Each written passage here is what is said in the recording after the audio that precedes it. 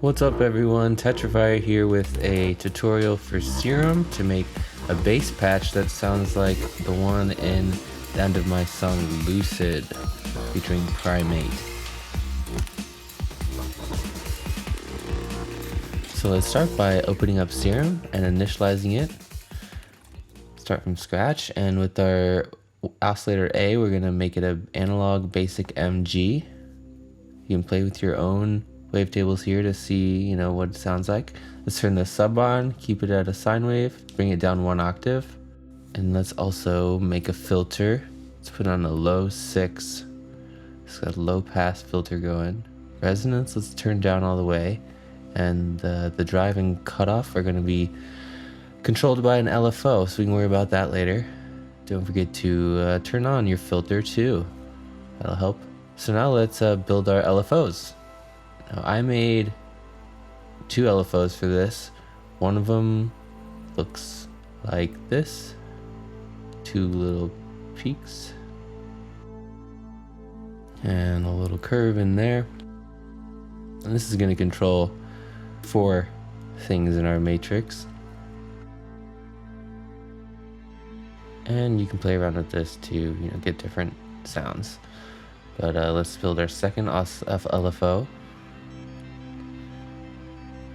Kind of looks like this little pointy wave here.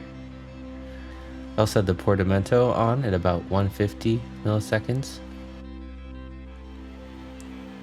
So let's go to our FX panel, turn on the hyper dimension and the reverb. I mostly just kept these how they came, just brought down the detune and the rate of the hyper dimension. Now over in our matrix, this is a really powerful part of Serum where we can control different things with our LFOs or whatever.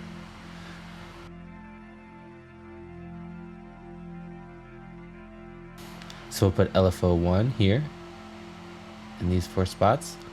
Put LFO 2 here in these spots. And let's make a macro as well. So now if we put our destination, we can choose what we're controlling with those LFO sources. So we'll start with the oscillator A wavetable position, then the oscillator A warp. Let's do the filter cutoff and the filter drive. So those are all going to be controlled by that LFO, LFO 1. So LFO 2, let's control the effects.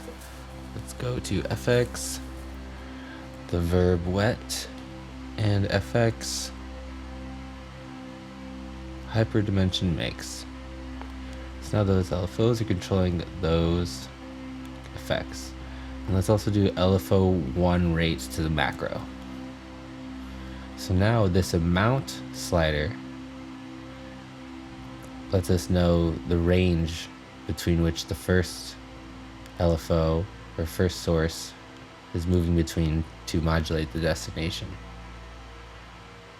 So you can play with these ranges to get different sounds.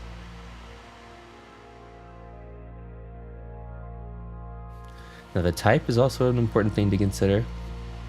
Most of these are going one way.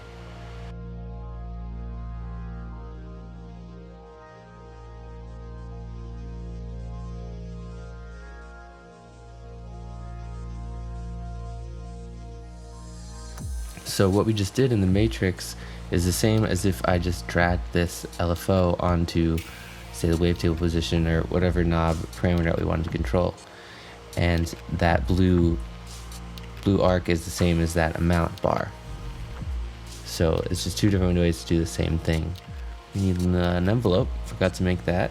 So let's pull the attack up to about 250 milliseconds. It's a little bit of a curve up. So if we listen now, it's still not quite there. Still just doesn't quite sound the same. And the reason is my favorite part of Serum, which is this knob right here.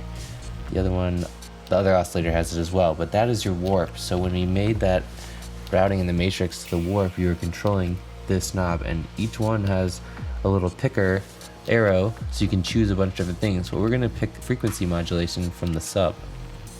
So now you'll hear it sounds way cooler. I just like frequency modulation a lot in general, but that warp knob is a really great way to get unique sounds, especially when you route LFOs or envelopes to it, or you can even automate some movements on the knobs. So now let's look at the effects chain that I have after Serum.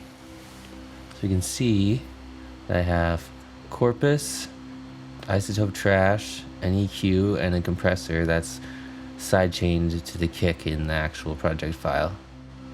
So let's start by adding a corpus, which is a physical modeling resonator.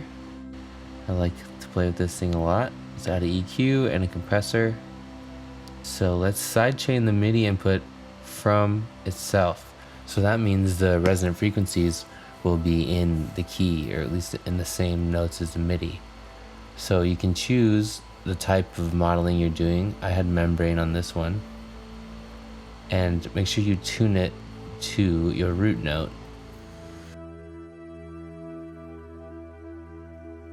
Now another big thing is the decay, because otherwise it can wash out your sound pretty bad. And your listening LNR will kind of determine your panning. And so everything in this square basically is how you change the timbre of the resonance. So now let's look at isotope trash. And for this, I'm just using the saturator part. And I like this tape saturation, which if you just go under saturation, tape saturation, basically it makes a digital representation of what it would sound like to add the distortion and the harmonics going through a tape. But you don't necessarily need isotope plugin. You can use a saturator that's native with Ableton, play around with that, and it'll still give you harmonics that you can play with. So now let's, on the EQ, carve off some of the low end, and you're gonna want to either cut it off where, you know, leave room for the kick, or sidechain it. And in this song I had it sidechain. So you can see I had the high pass at about 60, I had a little notch at 200, another notch at 950, and then the low pass is about 3K, and it was a pretty gradual slope on there. And obviously you're going to want to adjust this depending on your song. The bass was taking up most of this section, so I wanted it to be pretty full, but you might not want it to, you know, take up so much of the frequency range. Then you should sidechain this whole thing to your kick with a compressor, which, if you don't know, basically just ducks the bass out of the way whenever that kick hits, so that they're not competing for those frequencies on the low end. One last thing is, don't forget your macro that we made to adjust the LFO rate, and just in general, don't forget about automating different parameters, because that's, you know, how you make all the cool evolving original sounds is with playing with all these little parameters. So just keep playing around, keep automating and modulating, and I'm sure you'll make some sick stuff. If you end up making anything with this patch, put it in the comments below, and I'd love to check it out. I also obviously am not on Ableton 10 yet, but I'm grabbing that soon, and I know that there's a wavetable synth on there, so maybe we can try and recreate it just natively in Ableton. Thanks for watching, I hope you enjoyed it, and subscribe if you want to see more content like this coming out every week.